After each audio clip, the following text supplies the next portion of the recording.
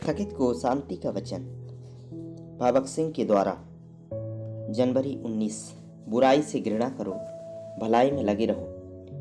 Romeo की पत्री 12 अध्याय का 9 पद। जब यहोशापात शांति से यहूदा लौटा।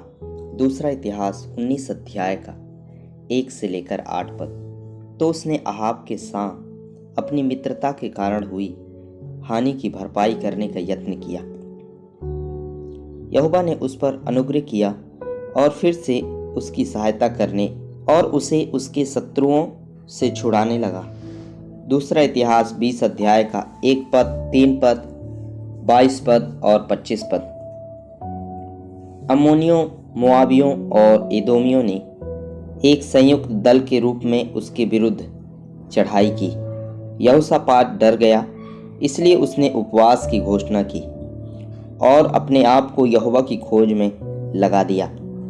परमेश्वर ने उसकी प्रार्थना सुनी और शत्रु की सेना में गड़बड़ी पैदा कर दी, जिससे वे एक दूसरे को पूरी तरह से नष्ट कर देते हैं और पूरी सेना युद्ध के मैदान में मृत पड़ी मिली।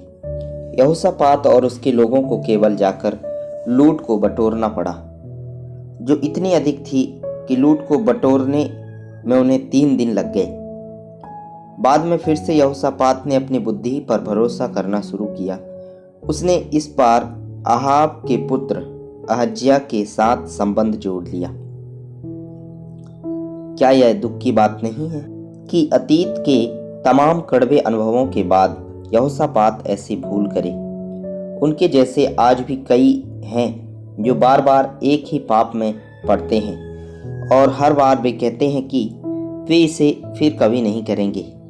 उनके लिए जीवन गिरने और उठने, कबूल करने और फिर से गिरने का एक महान चक्र है।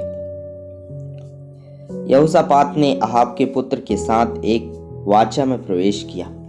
यद्यपि राजा यहोशापात ने अपने राज्य के आरंभ में सब ऊंचे स्थानों को हटा दिया था, परंतु अब वह आत्मिक रूप से इतना कमजोर हो गया था कि उसने उन्हें रहने दिया। इससे उनके जीवन में और अधिक अंधकार आ गया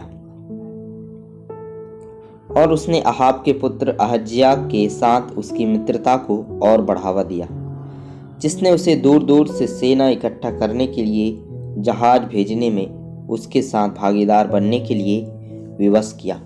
इस प्रकार हम राजा यहोशापात को देखते हैं, जिसने यहोवा के भय में अपने शासन का आरंभ अच्छी तरह से किया, पर अंत तक अपने जीवन को पूरी तरह से निष्फल कर दिया और यहाँ तक कि उस अच्छे काम को भी नष्ट कर दिया जो उसने शुरू किया था। इन सब का कारण धन का लोभ था जो उसके जीवन में आ गया था, और अहाब जैसे दुष्ट लोगों के साथ मित्रता थी जिसने उसे धीरे धीरे निर्बल कर दिया और उसके पतन का कारण बना। इनसे हमें चेतावनी लेनी चाहिए।